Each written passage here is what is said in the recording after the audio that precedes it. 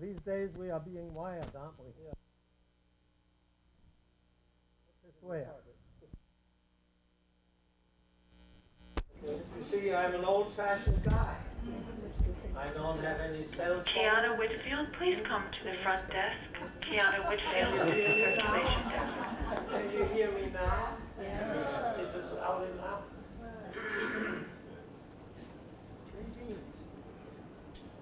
I shaved it close. Incoming.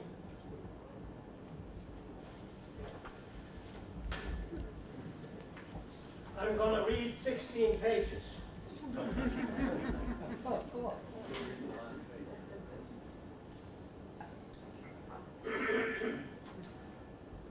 I will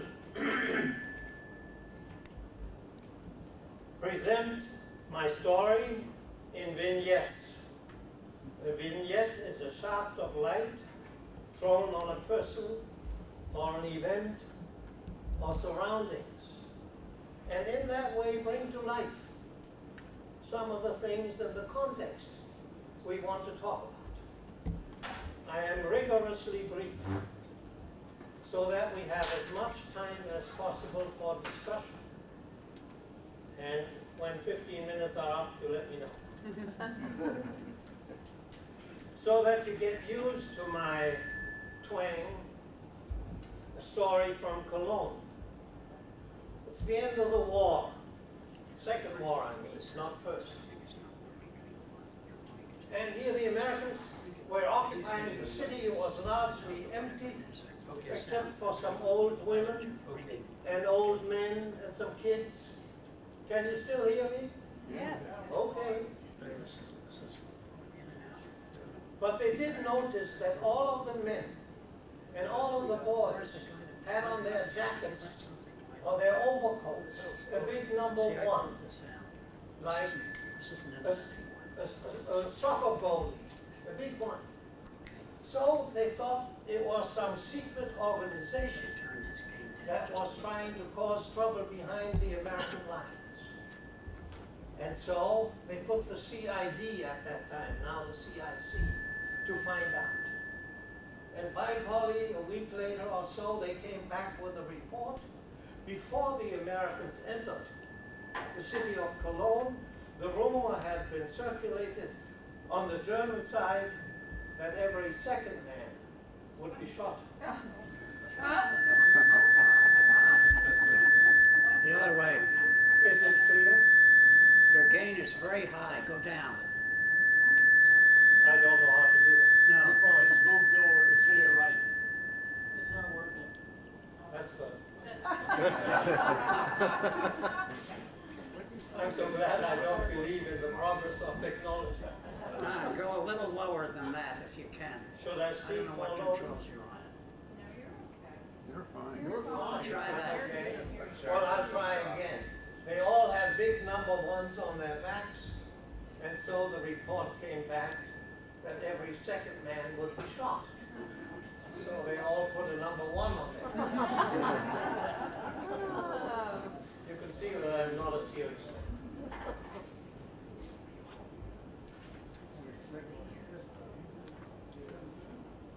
I'll have 4 vignettes. It is March 1939. I had graduated from high school in January. I was an exchange student in England in 1939, March. And I attended some classes. And I remember very vividly a joint session which we had with a number of students, maybe 80 or 100. And they asked me all kinds of questions about the new Hitler Germany. What did Hitler look like? What did we do in the Hitler Youth? How were sports organized? And it was all very friendly questions without maths. But somehow I felt uncomfortable because I did not speak English that well. I was not used to public speaking. And so it was not a good day in that high school. They asked me, what did I know about pillboxes? Well, hell, I didn't know anything about pillboxes. I thought it was some kind of medication. Well, it turned out that they were bunkers that the Germans were building on the western frontier, the secret line, and I didn't know a thing about those things. But it shook my confidence further. And so there was a faint realization that Germans as a nation and as individuals had become suspect. And that began to dawn on me. And that thought was extended by a peculiar thing I saw on the wall, namely a map of the world. And the British colonies were, of course, predominant in the world, but the color of the colonies and of Britain was different from what they were in Germany. With Germany on our maps at the center, and with Britain on the British maps at the center. Was our fatherland's centrality misplaced, or was the British centrality misplaced? We shall return to the question of misplaced centrality. Second vignette. It is June 1942.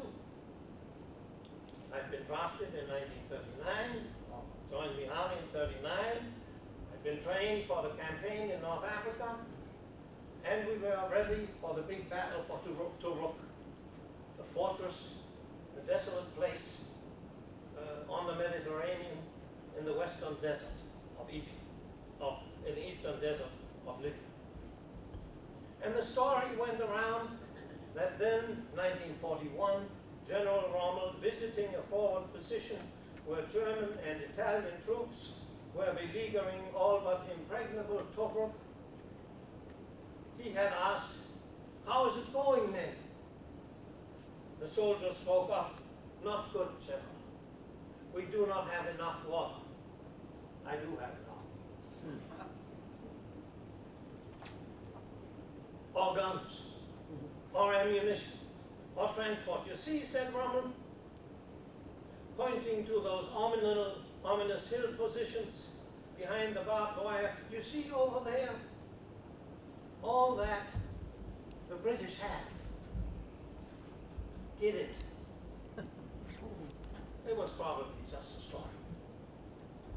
But now, in the spring of 1942, the battles were beginning and raging with much confusion on either side for four basic elements. Four were constantly interacting and swiftly changing. The setting. The desert, roused from its long and silent sleep by brutal noise and frantic movement. The grand battle plan, carefully designed and constantly overtaken by the harsh and unpredictable exigencies of the battle itself. The place and fate of each man, thousands of men, caught between the desert and the grand design, of which they knew next to nothing, and now fighting for their lives. And fourth, fickle fortune that would favor one or the other side, no matter how valiantly each would struggle. Battle of Tobruk, June 21st, 1942. June 1943. The German troops and the Italians had surrendered in Tunisia. We were taken prisoner en masse, and two fellows and I, we had absented ourselves. It's called AWOR. AWOR. We wanted to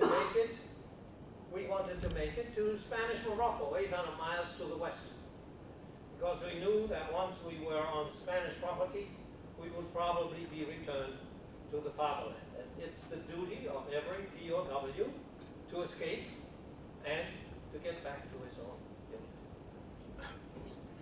But after a week, we were caught by an American squad and were turned over to the French. You might think we were not that happy, and you were probably right. We were formally sentenced to 30 days at bread and water for having attempted to escape. To us, but not to the French officer, it appeared like a rather harsh treatment. Within the hour, we found ourselves near the open air latrine in a 9x9 barbed wire cage. We were given a dry piece of bread and some tepid water, and we settled down. The third day, with just bread and water, we were kind of groggy. And in the evening, a French first lieutenant approached our cage. We got to our feet. And he said in gypsy German, when I was, and he had rehearsed this, prisoner of war in Germany, wife of farmer, gave me extra piece of bread. Here it is. I want to give it back to you because I don't want to owe you anything. And as he walked away, he raised his shoulders a little bit, as if a load had been lifted from him. June 1943. I don't want to owe you anything. And the last one.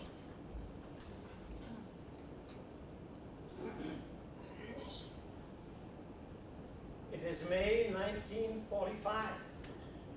I had been a prisoner of war for 2.5 years, 2 years. And in that camp in Tennessee, in Crossville, there was a command performance. May 45. The war in Europe ended on May 8th. And the command performance was to march to the movie house outside the compound and see a film about German concentration camps.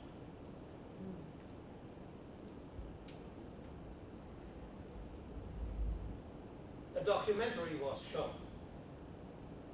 We saw the emaciated bodies and empty eyes of the survivors. We saw the piles of naked bodies starved to death. We saw the mass graves. We saw the ovens where tens of thousands had been cremated. We saw and stared in silence, struggling but unable to believe what we Germans had done to Jews, gypsies, prisoners of war, and many others deemed inferior and expendable. None of us in Crossville will ever forget that documentary. I was unaware at the time how other officers felt and what they had known about concentration camps, about these places of misery and murder. And struck by shame and guilt, we could not bring ourselves to talk about the horrors seen and inflicted by our own kind. I had heard in Koblenz before the war that there were concentration camps. I'd heard the name Dachau. We were told and we believed that people were not loyal and they were being straightened out. I had come across Russian POWs who, in the winter of 1941, were being starved to death, or so it seemed to us as distant observers. But I had no idea of the extent and ferocity of murdering innocent people.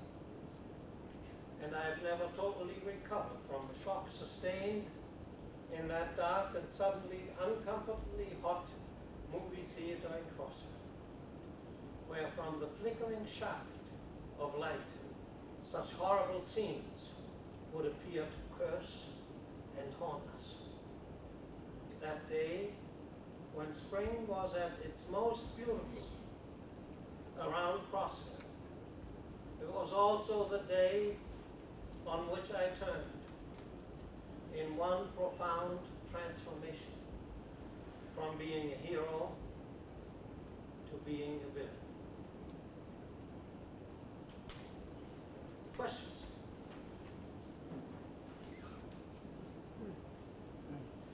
You can see that I wanted to make it a serious discussion. Yes, back there. You mentioned that, And do speak up, I'm a little hard of hearing among other things. you mentioned when you were caught trying to escape and they gave you bread and water. Did you just get bread and water at that time? I mean bread and water. That's all you got? I mean a cup and a dry slice of bread.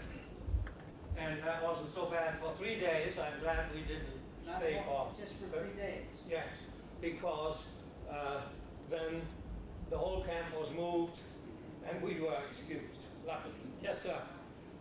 3 weeks ago on Channel 12, I don't know if you're aware of Channel 12 in our area, they had a documentary about Nazi prison claims. I can't shoot you when you're behind the camera. Thank you. I'll stay here. Yes, about prison With camps. the Yes, go camera, on. I mean. About Yeah, okay. 2 or 3 weeks ago on Channel 12. I've heard about Now, that. Did you see it? No, I did not see it. Well, it's surprising because the documentary said the Nazi loyalists controlled the camps. They even murdered any Nazis or Germans like yourself who weren't sympathetic with the Nazi movement. Now, are you aware of any of those camps you were in? I can only speak for the camp in which I was located. I've heard such reports. I have heard reports that in a few other camps, those that were loyal to the party and Hitler would play the Holy Ghost.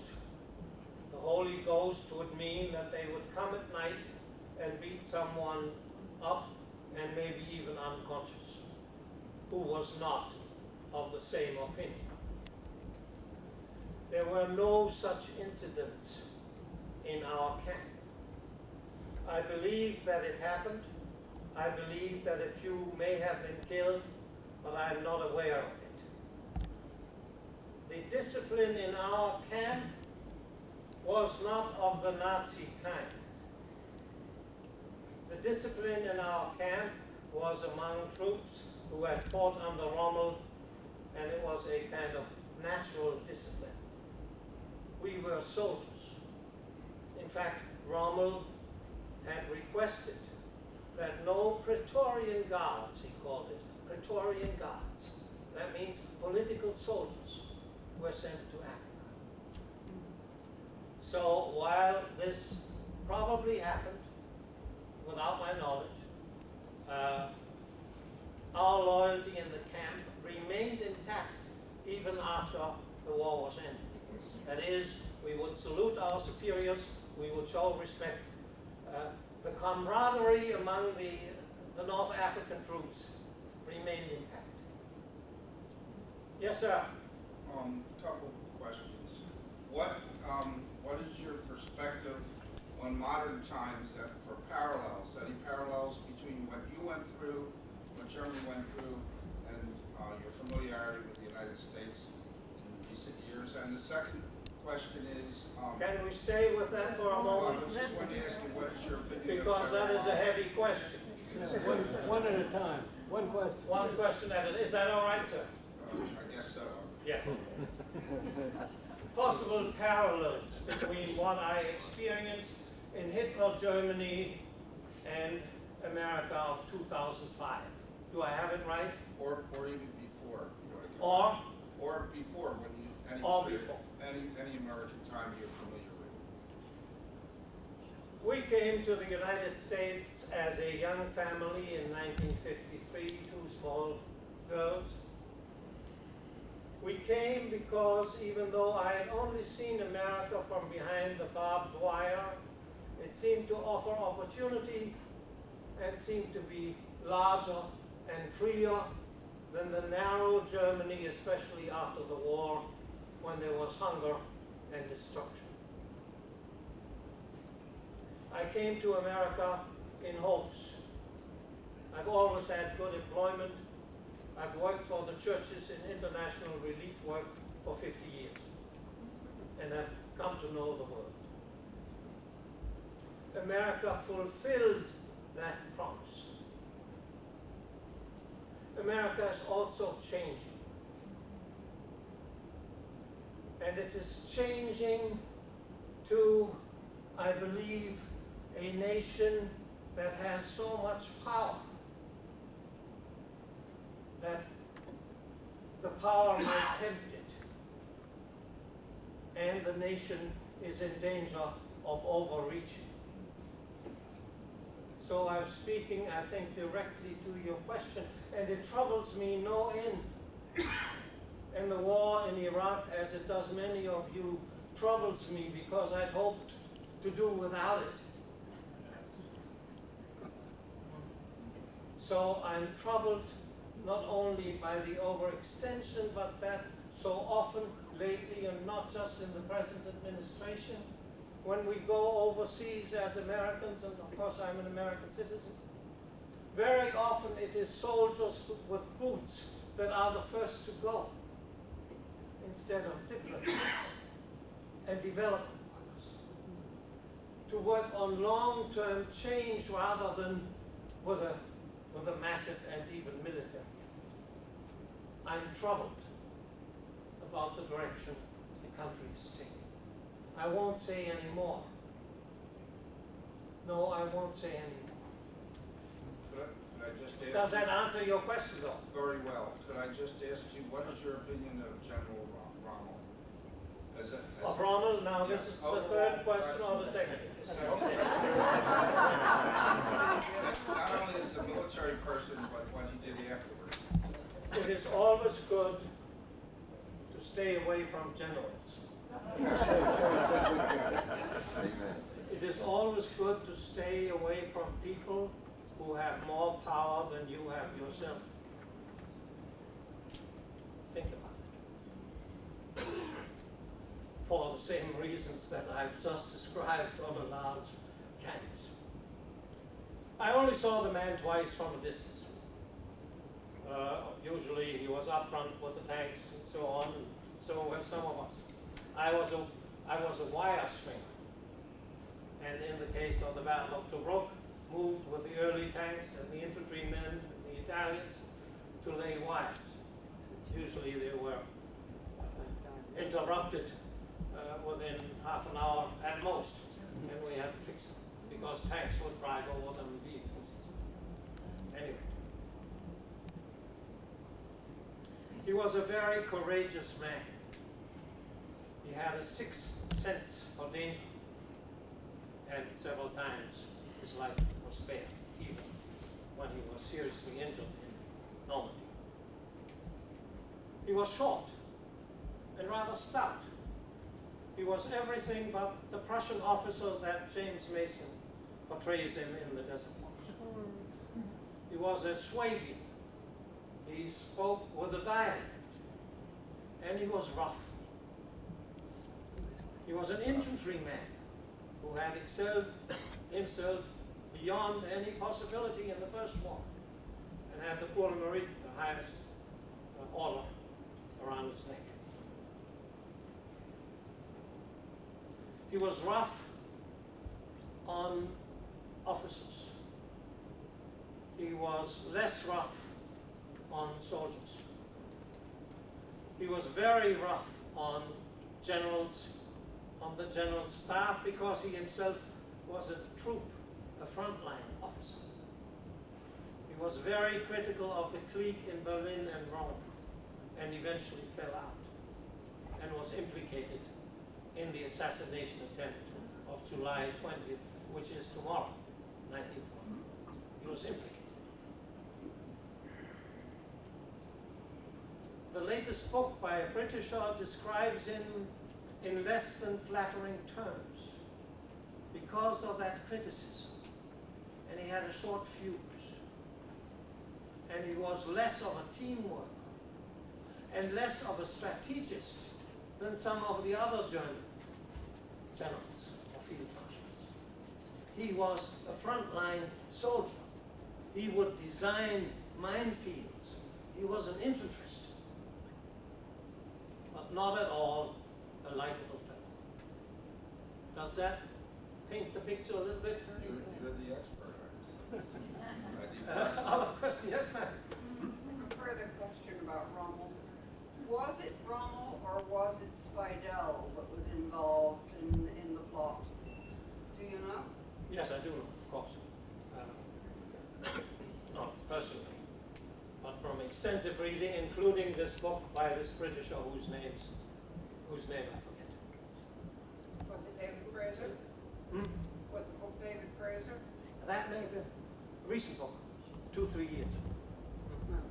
No. Speidel was the chief of staff of Rommel, who was in charge of the armored forces during and after the landing of the Americans, British, Canadians, French on the Canal coast. Speidel was one of the senior plotters in the assassination to do away with him, and was trying to recruit other officers in France, of which there were quite some who were plotting the assassination. I believe to this day that Speidel had a part in implicating the field marshal. I believe that because Speidel was interrogated seriously, severely, and is one of the very few that got away with his life. I just have the uneasy feeling that he might have at least pointed a finger at the field marshal. The actual cause for the implication of Rommel in the assassination was a document found after the attempt on Hitler's life, in which Rommel was listed as a possible president for post-war Germany because his reputation was so great among the Western Allies, and he would be a presentable, a possible president, of which Rommel had no knowledge. Rommel remained a loyal soldier, however critical, of the cabal in Berlin. Does that help? It helps. Further question about Speidel. Okay. How did he come to such high office within the Western German defense And within afterwards with this within plot? NATO, in NATO, Speidel became the top man in NATO. Well, Sorry, but I'm British intelligence, so. okay, well, yes, the question, it may not be of that much concern to some others, but obviously because he was smooth, obviously because he was gifted, obviously because he was competent, and obviously because he was one of the plotters of the 20th of July. He carved out a very fine and distinguished career. But the motivations I leave for the audience to judge a little bit. Other questions, and please extend them to life in Germany before the war, if you want to, the misery after the war, or any questions of a personal nature. You know me well enough by now that no question will be, avoided. Yes, you have. How many prisoners were at Tennessee? And were you able to be in contact with your families in Germany? How many prisoners in Tennessee at our camp, and was I able to keep contact with my family in Germany? There were 800 officers and 500 enlisted men in that particular camp in Crossville. After the end of the war, we were invited as officers to work outside the camp, pick some apples and fell some trees and do work like that. And 60% refused to do that because we didn't want to help the enemy. And 40% did go and brought back some apples and apple peels and some other fruit, and we started some stills. And we were never caught in a regular show. How did we stay in touch with our families? on both sides, I believe, the Germans and the Americans issued impregnated short letters. They were impregnated with some chemical substance so that you could not write with invisible ink or something like that. And they were about that long, like an airmail letter, standard form. And I knew that the family was okay until Koblenz was bombed in April 44. 87% of my native city was destroyed. Take a city like Trenton and figure 87%. But we were in touch. We knew that mother was okay. I knew that my brother was missing in Russia. In fact, there was 6 or 8 weeks when all 4 of us, the 3 sons and the father, were missing. But contact was regular, maybe once or twice a month. Now and then mother or grandmother would send a rolled nut cake, which is a specialty, and I recommend it highly to those that do not know Pennsylvania Dutch cooking. And the cake was shared, as it was in the war. You share it with your men, and they would. So, yes, we had regular contact, and I had myself discharged to where my mother was living in a small apartment after we had been bombed out in Koblenz. I saw a hand back. No, I've had you already. I'll come back to you. Yes, sir. Gerhard, sir, if I may, would you care to comment on the effectiveness of our Marshall Plan in the rebuilding of post-war Germany, sir? The effectiveness of the Marshall Plan in the rebuilding of Germany and Western Europe. Yeah. Very. For all the industriousness of the German people, for all the skills that they and 3.5 million refugees brought to West Germany, because they were displaced in Poland and some fled from the East Zone.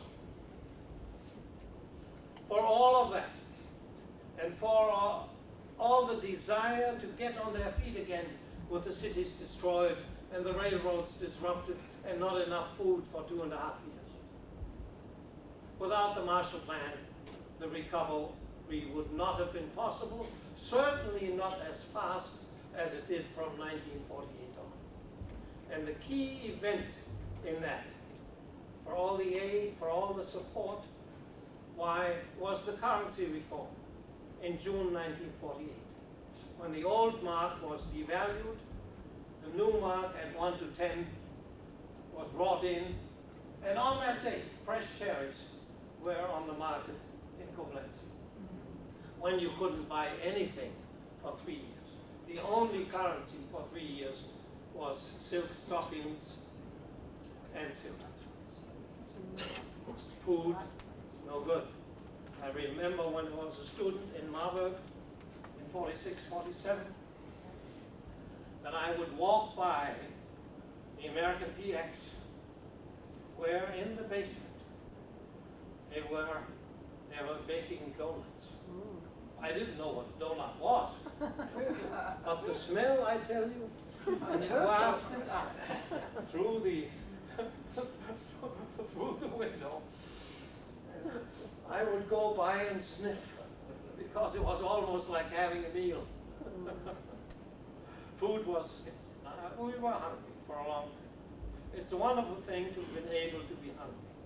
And I don't mean hungry that you then go to the icebox and get yourself something out. I mean hungry. No, I've had you. Yes, sir. I know, we'll come back. We have plenty of time. That's the purpose of the session. Not necessarily your own, but the general opinion of Adolf Hitler to the German army. What was the general opinion of the German population toward Hitler?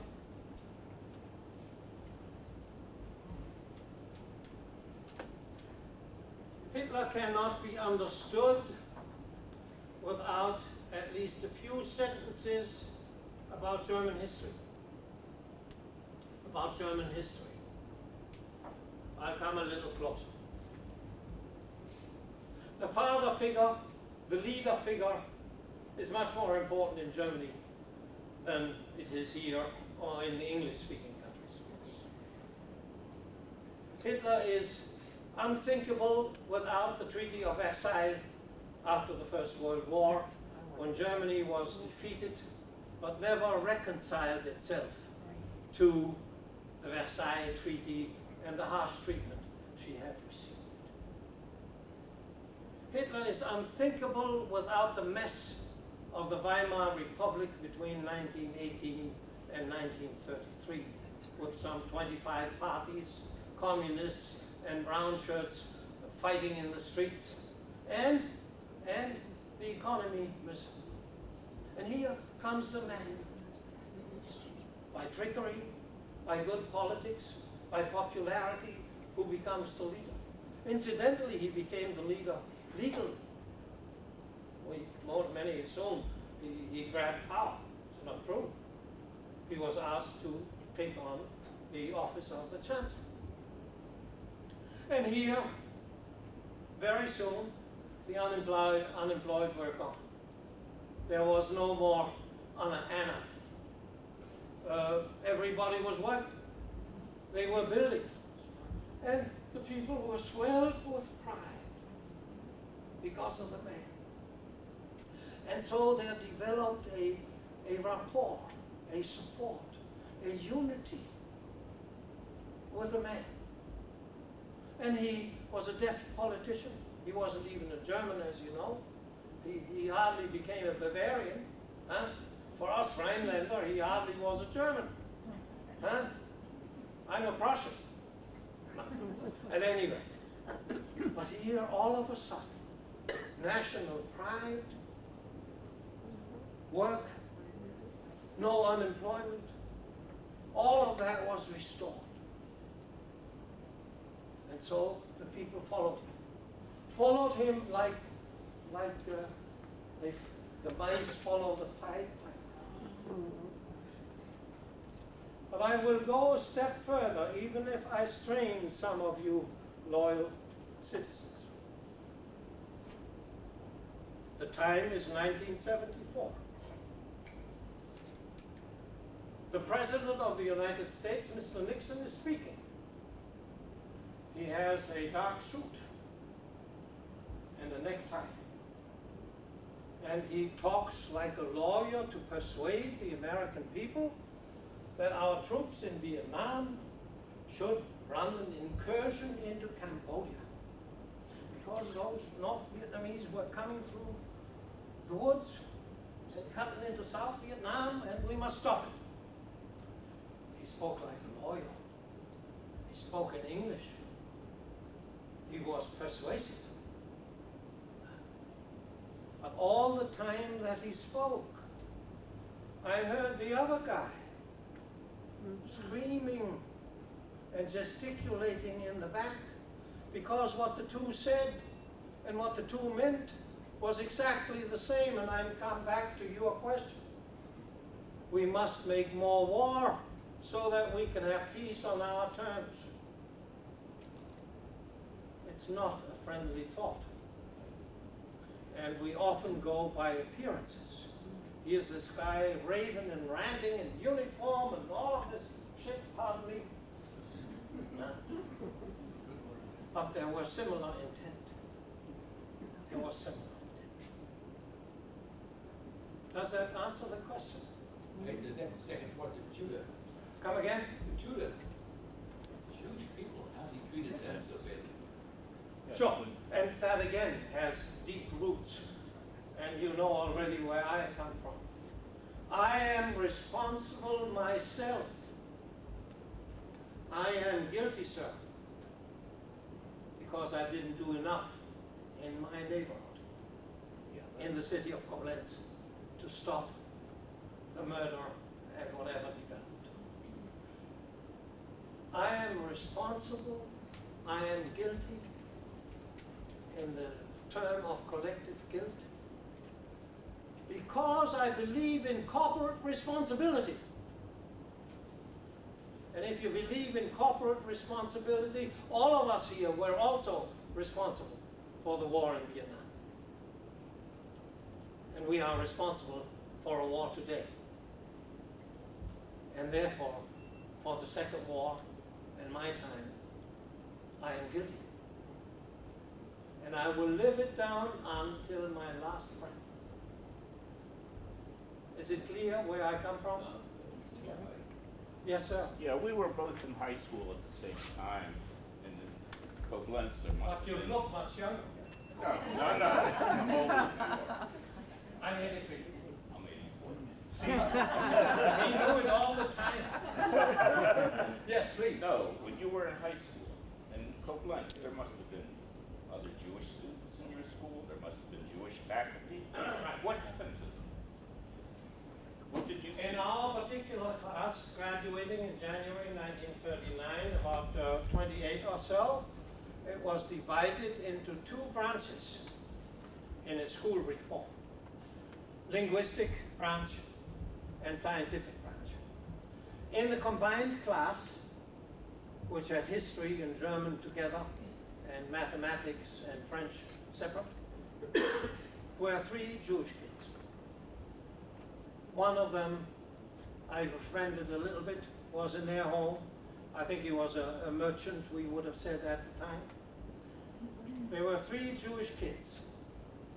They were not allowed to attend the religious instruction that we all had, either by the Catholic priest or the Protestant religious teacher, because they were Jewish. They were increasingly isolated, or isolated themselves. And I would say by 1938 or so, and we paid little attention, too little, hence the guilt. They disappeared. We didn't know where they went. I understand that some of the Jews were put into a village or an area and then eventually were shipped to their own destruction. All 3 I read in a book about the Jews in Koblenz. It's a 1500-year story of anti-Semitism, especially by the Catholic Archbishop of Treves. That the Jews were marked, they had to identify themselves, they couldn't have businesses, they were discriminated against, they were sent away, and later an archbishop would readmit them, and they had to begin, they had to pay extra taxes. A long history of anti-Semitism. But all 3 of these boys, none too sporty, none outgoing, rather quiet by disposition and by the circumstances, died in the Second War. One in Latvia, and the 2 others somewhere in the East. I read in this history about the Jews of Koblenz, which of course I had never seen before the war. A long history of anti-Semitism, and then the brutal ways, the brutality of the Brown system. But it's a terrible story, it's a haunting story, and I'm still haunted by it. Yes, I haven't heard from you. Did you by any chance try to contact the parents of the young boy that who had been in their home at one point? No. No, I think the boys left with their parents. However, my best friend was what was called a half-Jew. His father had converted not only to Christianity, but had become a Protestant pastor.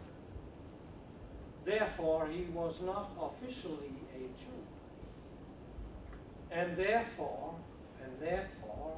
Meinhard, my best friend, did not actually suffer other than by implication that of course he identified with his father, who was Jewish, even though he had converted. And he left when I went into the labor service in 1939. I found him after the war and wrote to him. Meinhard went to England. His father had a small Lutheran emigre congregation in London. He could not join the British forces because of hesitation on the part of the British to employ these recent emigres. There may have been other motivation. So he went to Canada and became an officer. Came back after the war and was put in charge of a displaced persons camp. And wrote to me. And his letter, we were real buddies. I had a crush on his girl. And we were real close. Although that may not have been close enough. At any rate, and he was full of bitterness.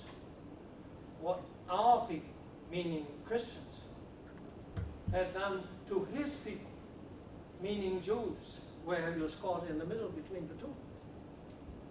And he came back and attended a meeting of our class, a reunion,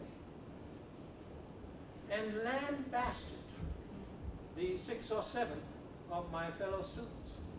Incidentally, of the 8 in my class, only 2 came back. Lambasted them for what they had done to his people. And it was almost a fight. I wasn't there, but I heard from my good buddy. And so my buddy tried to talk with him. Meinert, what do you mean? Is there any reconciliation and so on? Was none. And he died relatively early. Meinert did. Maybe in his 60s. And I think he died from a broken heart.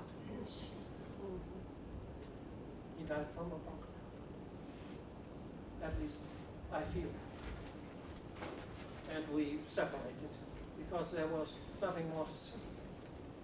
There was no word about friendship or his girlfriend. He was goalkeeper in one of the youth teams of my sports club and all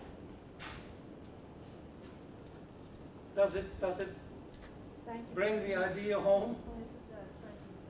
Anyone who has not yet spoken, and then what is the time limit? 4:20, shall we say, or 4:15, or when we are tired? Whichever is first. No, I have no trouble. I do this all the time. Yes. I feel, had the leaders of the United States and England been more wise after the First World War and had a Marshall Plan, there would have not been a Second World War. That is historical speculation, but it is quite true that the extremely harsh treatment of the German nation, with territory taken, with dismantling of factories and all of that, both after the First and the Second War, did not help, especially after the First. And we knew that in the Rhineland because part of the Rhineland was occupied until 1928 or so. Yes, had they been more far-sighted, and I'll be mild about the situation, and more understanding of longer history, and a better perception of what the Germans were and were about, much heartache could have been saved. But you know, that's 2020 vision. Hadn't France suffered more in the First World War than Germany? Had what? Hadn't France suffered more than Germany in the First World War? Absolutely. The French Yeah, suffered I the mean, most. there Possibly was much the more destruction in France. Possibly the Russians as well. And what, Germany wasn't destroyed after the First World War. No, it was occupied. It was, part was occupied. Some pieces of land were taken away, and the economy was miserable. It was the time of the great inflation. Well, the economy all of was- that, it was hardships, but not. The economy was bad all over the world. It was. Yes, you had a question. I was stationed in Germany for 17 months, 1952, 53 with 2nd Armored Division, Yes. Bad Kreuzberg. I never met a German that wasn't a Nazi. There was a Nazi. They always told there was a Nazi. They always told me that it was our fault that we didn't help Hitler fight the Russians. The other thing is, during the same time where the economy was booming in Germany, I went to England with my wife, and everything was rationed. This is 1952. So, you know, I would question it, and I came back, and I had a German secretary. I was in Army education, and I was telling her how bombed out London was in 1952, still, like Mainz was and so forth. And she gave me the typical line, we never bombed it, anything but. So I told her about the Morgenthau plan. And I said, I advocated that for Germany. And she was in horror when I explained it to her. The answer, unfortunately, to this day of my generation and even slightly younger is either silence about their implication in Hitler Germany and following the leader, or such excuses as, well, we didn't really bomb London that much, or think of Dresden as an illustration when the Allies exceeded the limits of bombing, I believe. Unfortunately, my generation is either silent or excuses itself. And the young people and the middle-aged people keep pressing. But where were you, Dad? Where were you, teacher? What did you do? Weren't you in Russia, and wasn't there all kinds of slaughter both ways in Russia? So it is in human nature, in general, to excuse oneself from misdeeds, and it is particularly in the German psyche, which has not yet overcome, which has not yet reconciled itself with that, and so they are silent. I don't know what to do about it. I don't know whether the American occupation in the American zone helped after the war, because the Americans, 1952, 53, generally lived in caserns. They were not mixing with the people. Some were even afraid to drink the drinking water in Germany. Why would you be afraid to drink water in Germany? Huh? It's as clean as they come. But they were isolated. No, not even in 46 were we isolated. No, I'm not saying isolated in the physical sense. I'm saying that these are the Amis, and these are us, and we lost the war, and you won the war, and you had food, and we didn't. I'm talking about that kind of distance, which I'm sure you felt. Oh, sure, you see the resentment. Very, very strongly. I didn't use the word resentment, but the distance, yes. And what more could have been done to bring the two peoples together? Yes, no, I take you. Briefly comment on the bombardment of Dresden. So I know little about it, but late in the war. the bombardment of Dresden, I think, was especially severe for a number of reasons. One, I don't believe it was a city of great military significance. Two, it was a city into which had fled tens of thousands of refugees because they had been pushed away from Poland and the eastern provinces. And in hindsight, it seemed like unnecessarily severe. And thirdly, Dresden is an exceptionally beautiful Baroque city, and many of these beautiful buildings in the act were destroyed. So Dresden is always cited as perhaps overreaching. So many people died in one night. Yes, and I think 40,000. More people were killed in Hamburg than were killed in Dresden, so that's not part of the equation. Yeah, but I think in one attack, I think 40,000 were killed also. It was severe, but Hamburg was equally severe. Precisely, and the same thing happened in Hamburg. You do not generate a firestorm. Nature takes the incendiaries and makes the firestorm. It is not the number that you drop, it is how effective nature consequence allows it. The same thing happened in Dresden. Happened in my city. It isn't a destruction of big bombs dropping down there. That wasn't the case. But the consequence was nevertheless severe. And it could have happened anywhere, except nature allows that. The oxygen, the fire needs the oxygen, it sucks it up. But I suppose that was not... The people die not by the bombs, they die from asphyxiation in the air raid shelters. But you think the general and the leaders didn't know of that effect? You can't determine that. Oh, No, It's not determinable. excuse It me, happens. that was brought out at Phil Marshall Sparrow's trial. at whose? Sparrow, Hugo Sparrow, he was accused of terror bombing. We had two, Spell. there were 57 nights of raids on London. 2 of them were absolutely outstanding. The 29th of December 1940 and the 10th of May 1941. There was one characteristic in common on both of those dates. The Thames is a tidal river.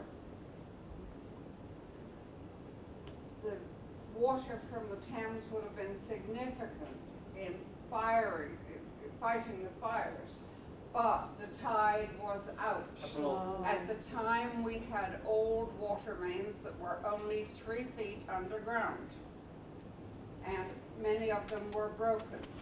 And in both cases, most of the destruction was done by fire. We were saved by something from what he was talking about in Hamburg, by weather.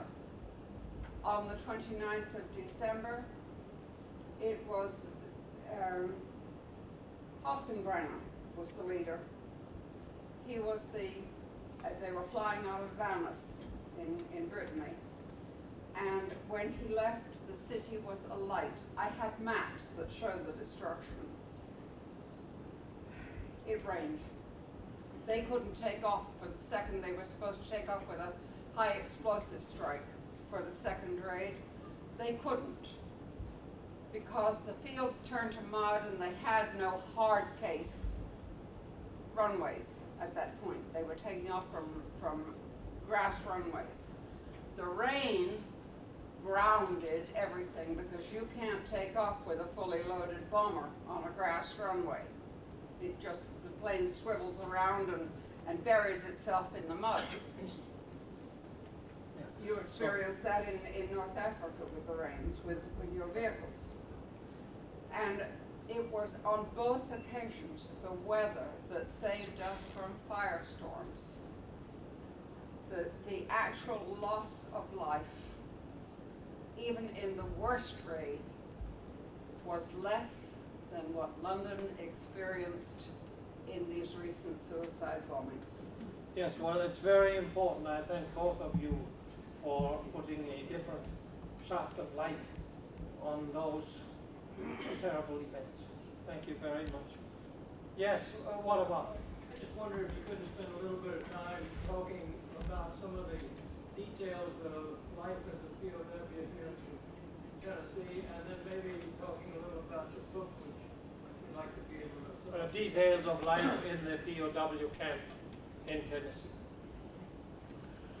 I am suggesting that maybe we get a couple of sheets, if that is all. Lois, call an 80.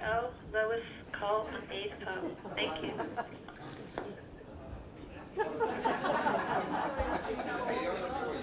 Some kind of spirit here. At any rate, I am suggesting, Don, that maybe we pass some sheets around for addresses. If people want to buy the book, I'll talk about the book. I'm saying that because relatively few people are coming to the eating place, and there may not be an opportunity again tonight for this, that then I send you the book and bill you. It'll be $18 if you are interested. It is called The Barbed Wire, and it deals with my distinguished career as a prisoner of war. I got into 16 camps because in March 1943, someone in our regiment, a Signal Corps regiment at the Army level, had broken the British code. And you know better than most, and many people here know how serious a loss that is. It's as serious as losing a battle. And so the Britishers and others wanted to find out how this had been done. I was a wire stringer. I didn't know anything about counterintelligence or wireless stuff. But they culled me out because I'd been in the regiment since 1941, and some others, and put them through, I think I was put through 6 or 7 interrogation camps. And some were rough, and some not so. Some of the interrogators knew a lot. In fact, the one British captain knew more about my regiment than I did. They knew everything. They knew that on a special assignment down in the desert, we had had faulty cable. And therefore, the electric current went into the ground and we couldn't get a connection. He knew that. So, by bluffing and saying we know this all already, whether you said a little more didn't make any difference. Or you had solitary confinement, and the light bulb was on all night. Or on one occasion, I heard some terrible screams after such a sleepless night because I didn't know what they wanted. In fact, I thought I'd probably not get out alive. So I heard some terrible screams in German somewhere nearby. I was led into a corridor in this interrogation place in Algeria, and here was a German soldier lying in a corner. It was kind of semi-lit. I didn't know whether he was dead or alive. And then you were interrogated. Well, I tell you, it kind of works on you. And so this was not a very pleasant time. And then eventually I landed in London, Hyde Park Corner, big interrogation, you know, in Kensington Park, another of those villas where they try to squeeze you like a lemon.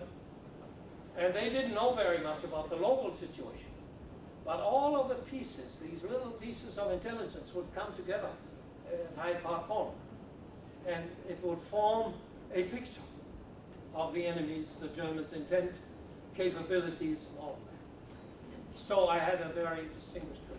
And all of that is in the book. So if people want to sign up for it and give me the exact address, within a week or so you will have a book, and then I will collect $18. I am asking for money because I had difficulty getting my book published. And therefore I had to self-publish it. Now I'm smarter because my new book will be given to new outfits that print on demand. And you have to pay much less. And you have a chance for a greater profit. My new book, incidentally, is called Hybris, Hybris, which is the Greek word for hubris. And hubris is the arrogance and the possible overreach of the powerful, be they individuals or nations. Hybris. Yes? I've included in our newsletter something about the book sale, and I've said a signed copy of the recently published book entitled The Barbed Wire About His Years as a POW will be available for purchase at Alexander's Restaurant from 4:30 to 6:30 p.m. today, or by contacting him at, and your phone number is listed. His mailing address is, I've got that there, and then I describe a little about I think that'll be just fine. So anyone who's interested, especially after this talk and this discussion, you get in touch with me or come to the restaurant. And I have a copy of the book here if you'd like to look at it. Last question or two? Yeah, tell us. No, someone who has not yet, if possible. Well, I'll ask you. You've had your hand up. Quickie, have you ever been to Israel? And if so, what was the reaction there to your account? I attended a meeting in 1964 in Jerusalem. In 1964, Jerusalem, the old city, belonged to the Palestinians and was administered by Jordan. You could not get across into Israel because of the barbed wire and because planes would fly into Israel or into Jordan-occupied Palestine. I have been to Israel and I'm a lifelong student of the Middle East. But my visit was only on the Arab or Palestinian side. But I'm very familiar with the issues surrounding and the sacrifices and all of that surrounding the struggle between Jew and Palestinian. So your audience was not, Come again? your audience was not Israeli Jews, it was Palestinians of whatever religious background they were. Say that again? Your audience was primarily or exclusively Palestinians of non-Jewish background. It was exclusively on the Palestinian side and the churches among the Palestinians, including some of the old Orthodox churches that are still existing on the Arab side. And what was their reaction to your story? Well, the identification at that time of us was with the Christians and the Palestinians rather than with Israel. But the identification of the tourists that came at the time and come to this day is generally with the state of Israel, I believe. And the identification of this country at large is with Israel, I believe.